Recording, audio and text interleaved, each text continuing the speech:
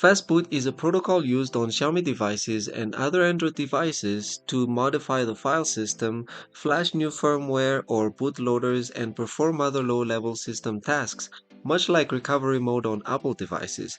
To enter this mode, you need to press the power button and volume button at the same time, and to exit this mode, simply press the power button for 10 to 15 seconds and your device will boot normally. So if you find yourself with a device in this mode, you can just press the power button and volume up together and let go when it boots normally.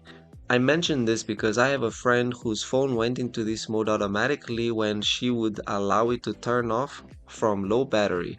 And it turns out the problem was that her volume down button was damaged, so it was entering this mode because the phone was thinking that the volume down button was being pressed.